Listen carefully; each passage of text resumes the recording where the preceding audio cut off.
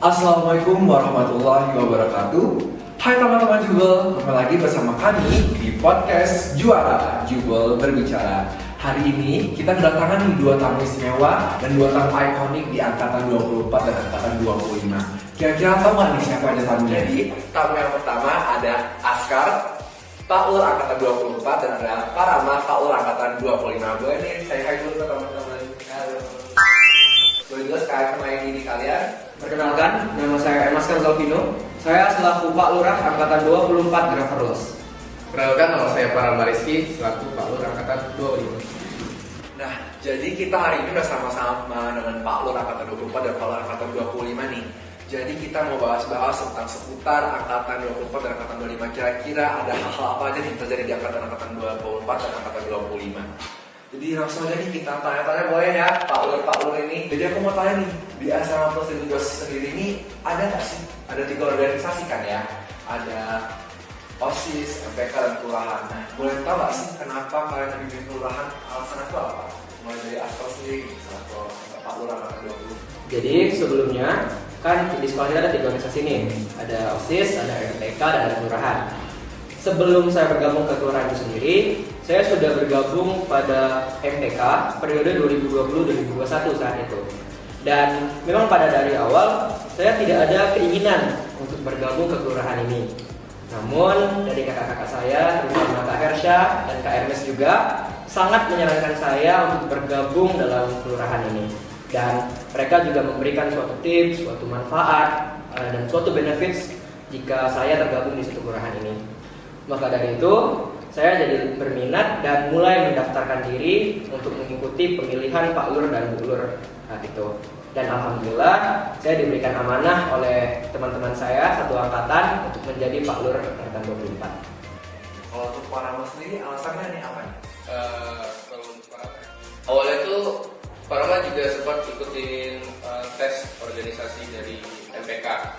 Dan ya mungkin kurang beruntung, jadi Parama gugur. Dan Parama tahu kalau ada kelurahan itu dari mereka menyarankan kalau kelurahan itu lebih terbuka. Dan juga dari pendaftaran Pak Lur itu Parama yang membuktikan kalau Parama itu juga bisa menjadi pemimpin di suatu organisasi. Nah, sekarang dia udah jadi ini alasannya sendiri kenapa join organisasi kelurahan. Nah, mungkin habis kalian join ini ada nggak sih manfaat buat kalian sendiri? Salah satu aja kan boleh Askar atau boleh Parama manfaat yang didapat. Manfaat itu lebih ke privilege atau Tergantung bisa dari segi mana aja. Yang paling dampak nyata lah dari kehidupan kalian setelah join kelurahan. Apa sih rasa jadi Pak Lur nih? Pak Lur Graverlos, Pak Lur Legasi ini rasanya gimana? Jadi Pak Lur angkatan 25 rasanya gimana? rasanya tuh ya sebagai pemimpin tanggung jawabnya juga besar dan juga memang pressure-nya tuh cukup tinggi. Memegang satu angkatan tuh bukan hal yang mudah. Manfaat yang didapat dari menjadi Pak Lur itu Bisa melatih kedisiplinan kalian kan? ya bisa melatih kedisiplinan juga, Bisa menambah pengalaman organisasi juga kan. ya sebenarnya pengalaman organisasi. Tapi benar, jujur seperti kata Parama, menjadi pemimpin itu kan gak mudah ya. Dan mungkin kelurahan ini menjadi organisasi pertama saya, yang dimana saya menjadi ketuanya. Dan di posisi untuk memimpin suatu organisasi, menyuruh orang atau mungkin lebih kata lembutnya itu memerintah untuk melakukan sesuatu, itu harus berdasarkan suatu tanggung jawab. Jadi selain dari yang sudah disebutkan oleh Parama tadi, saya merasa bahwa dengan saya mengikuti suatu kelurahan ini, saya bisa menambah pengalaman berorganisasi saya jikalau saya kedepannya akan mengikuti organisasi yang lain. Seperti contoh, ketika saya kelas 10 itu kelurahan saya mengadakan suatu proker yang bernama Ramadan 24, dan di situ saya bersama Bu Lur saya, Ayasa, itu bekerja untuk memimpin suatu acara, mengatur semua acara, mengatur dari rundown dan ya membagi suatu kerja tiap-tiap anggota kelurahan, dan ya itu jujur suatu tantangan buat saya sendiri. Jadi ternyata banyak kan teman-teman manfaat yang diperoleh setelah mereka join ke organisasi kelurahan. Nah, lanjut pertanyaan berikutnya nih. Menurut para Pak Lur nih, angkatan Gavalos kan nggak aktif nih, sedangkan agregasi ini habis. Apa sih perbedaan besar yang terhadap para warga dan ketika kekompakannya atau segala macamnya, apa nih perbedaan yang paling menonjol antara kedua angkatan ini bagi kalian? Mungkin bisa dijawab Kak Askar. Kalau masalah perbedaan mungkin jelas ya, karena ketika seluruh angkatan itu diberikan latihan kedisiplinan, kita mau tidak mau harus mencari kedisiplinan itu sendiri. Kita ya mau tidak mau harus bisa menjadi siswa kampus negeri 17 Palembang yang bermutu, dan itu semua didapat dari mandiri menurut saya. Tentunya pasti ada perbedaan, dan yang perbedaan yang menurut saya sangat signifikan pada angkatan kita, angkatan 24 itu kita masih kurang bisa mengenal anak sama lain, dikarenakan kita udah 2 tahun nih online, dan ya interaksi kita hanya berbatas di kelas doang. Setelah itu ya kita sibuk dengan kesibukan masing-masing. Sehingga jujur nih, saya sendiri juga masih kurang hafal dengan seluruh teman saya yang ada di angkatan 24 ini. Jadi mungkin itu sih menjadi perbedaan yang paling menonjol menurut saya. Tapi menurut aku juga nih sebagai pembawa acara, seiring berjalannya waktu kita udah mulai lagi sekolah offline, terus sudah banyak acara, kita udah saling berinteraksi dan banyak kenal juga dengan teman-teman yang lain. Jadi nggak hanya itu aja yang kita kenal, lagi udah mulai menyatu lagi, udah mulai menciptakan kekompakan di antara angkatan 24 juga tuh udah mulai dicipta. Nah, lanjut pertanyaan berikutnya nih, kalian ngerasa nggak sih ada privilege menjadi seorang Pak Lur nih? Ada nggak privilege yang kalian alami yang kalian dapetin saat menjadi Pak Lur? Kalau privilege ya, mungkin kalau menurut saya pribadi, privilege saya selain dari manfaat yang tadi disebutin oleh Pak Rama, privilege-nya saya lebih dikenal oleh teman-teman seluruh angkatan. Walaupun masih ada beberapa anak yang nggak tahu nih siapa sih Askar itu, siapa sih Pak Lur kita, apa sih kerjaan Pak Lur kita ini, masih banyak yang kayak gitu. Cuman yang saya rasain dikarenakan dengan privilege, dikarenakan dengan jabatan saya lebih mudah untuk bisa mengakrabkan diri dengan teman-teman baru, dan alhamdulillahnya juga teman-teman semua juga segar terhadap saya dan mau berteman dengan saya. Para mas ini kan privilege yang dikali. Kalau privilege ya, menurut para privilege para itu di Palur mungkin sama kayak Kak Askar dapat dikenal banyak orang. Tetapi untuk seperti dikhususkan atau diistimewakan, sebenarnya para menganggap satu angkatan itu sama. Jadi para sama dengan mereka. Ya, lanjut ke pertanyaan berikutnya tentang kesenjangan antara senior dan junior. Kalian pernah nggak sih ngeliat kesenjangan senior junior di sekolah kita, kayak antara angkatan 24 sama angkatan 25 itu sendiri? Mungkin bisa dijawab oleh Pak Rama nih, kan di sini Pak Rama sebagai juniornya. Mungkin ada nggak perasaannya? Kalau kesenjangan senior, tapi jangan banyak jangan. Kalau saya bisa masuk, jangan. enggak ya. Oke, jadi kalau kesenjangan ya, mungkin ada beberapa masih dari angkatan kami masih senjang dengan senior karena mereka ya belum kenal sama seniornya. Kalau kita kenal sama orang, kita udah tahu sifat mereka itu gimana, apa yang mereka suka, apa yang mereka suka. Dan juga kalau kita belum kenal dengan orang, mungkin Pak Lama belum kenal sama Kak Askar.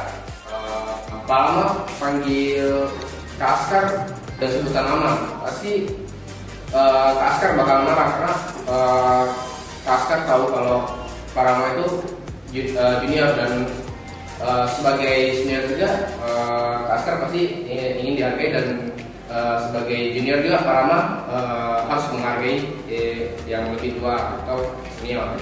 Betul.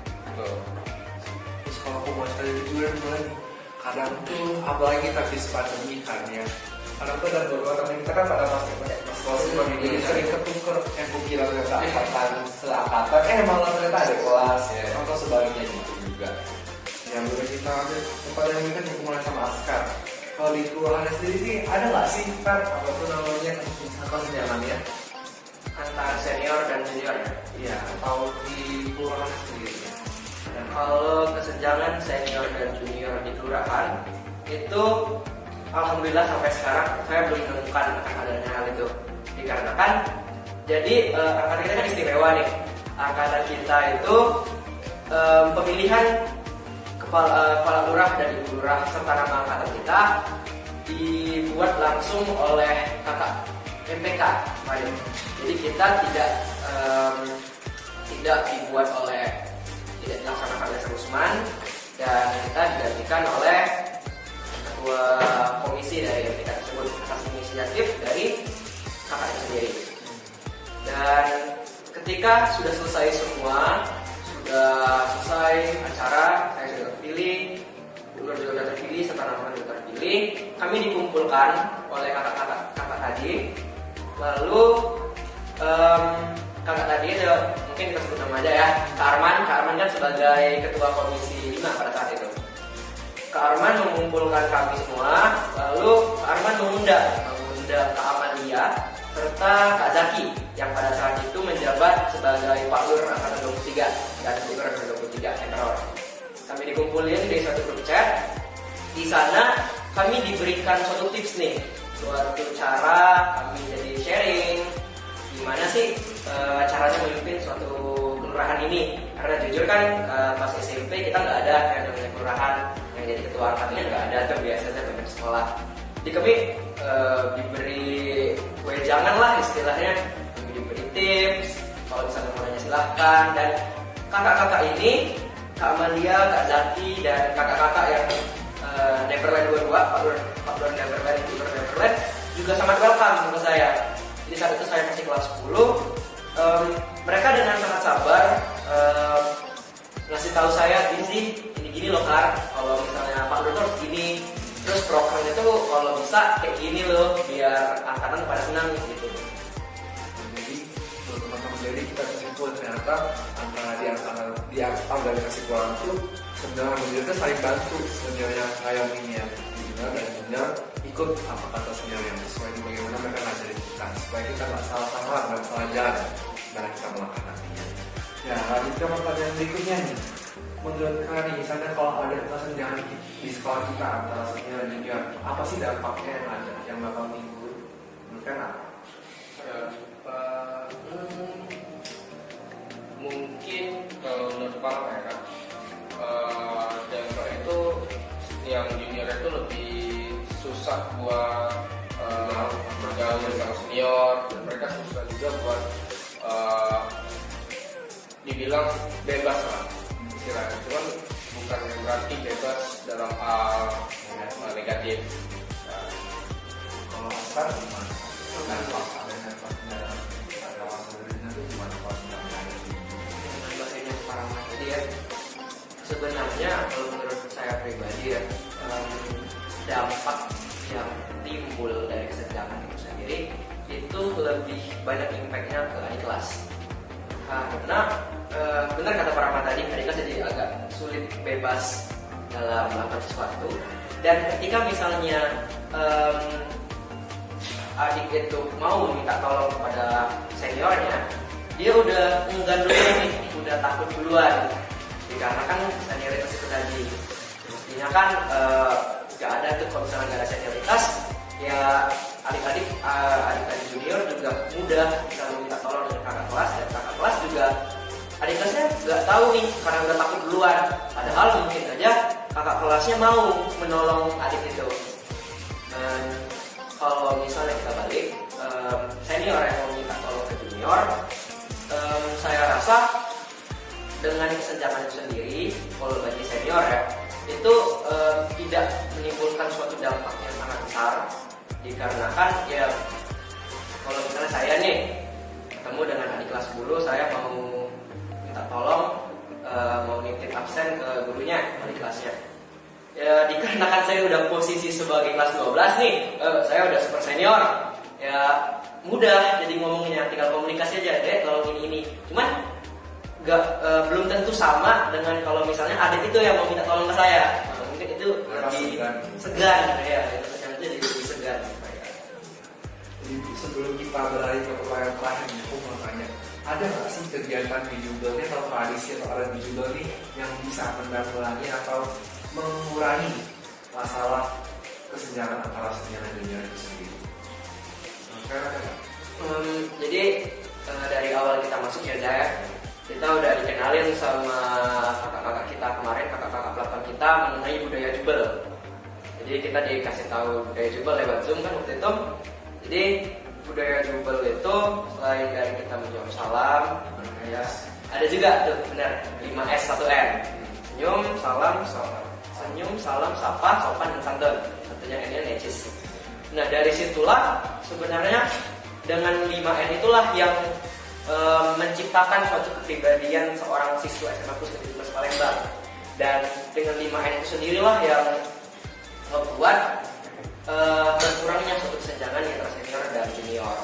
Dan juga kita kan ada ladis nih, kalau yang adik kelas di ladis itu mereka juga punya kakak pelatonnya, dan di situ juga kakak pelatonnya membantu mereka, dan mereka juga sudah saya nggak tahu ya ini karena saya nggak ladis.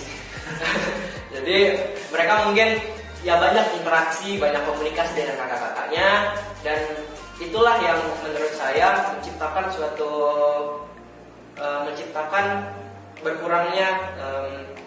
berkurangnya kesenjangan yang ada.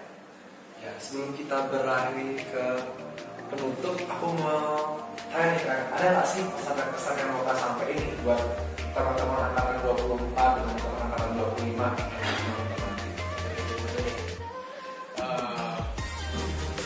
Pesan saya untuk angkatan 25 tetap solid terus dan jangan mau terpecah belah. Dan untuk angkatan kakak, angkatan 24 sukses terus dan semoga kakak-kakak sekalian diterima di universitas yang diinginkan. Oke, itu aja. Ya, itu saja pesan dari Pak Nur angkatan 25 ini. Ya, kalau Askar selaku Pak angkatan 24 gimana pesan-pesannya? Ya. Jadi untuk angkatan 24 Grand Loss, ya kita udah tahu nih banyak obrolan tentang kita, banyak omongan buruk dan baik yang ada di diri kita. Selalu tetap jaga solidaritas. Sudah, ini udah kelas 12, jangan main-main lagi. Ntar lagi mau lulus, ntar lagi mau ujian. Jadi maksimalin di tahun ini. Dan ya tetap ingat, walaupun kita berbeda, itulah sesuai dengan motto kita, Never Lost, Generation that Never Lost. Kalau dari aku sendiri selaku pembawa acara podcast Juara hari ini, pesan dari aku untuk adik-adik dan kakak-kakak sekalian di angkatan 24 yang lolos untuk tetap solid dan jaga hubungan kita paling rapuh satu sama lain, karena senioritas itu menurut aku nggak zaman lagi ya di zaman sekarang ini. Big no for senioritas. Terima kasih buat Askar dan Farama udah bisa hadir di podcast Juara hari ini. Sekali lagi ucapkan terima kasih dan mohon maaf kepada salah dari kami. Kami tutup. Wassalamualaikum warahmatullahi wabarakatuh. Jangan lupa like dan subscribe. Bye.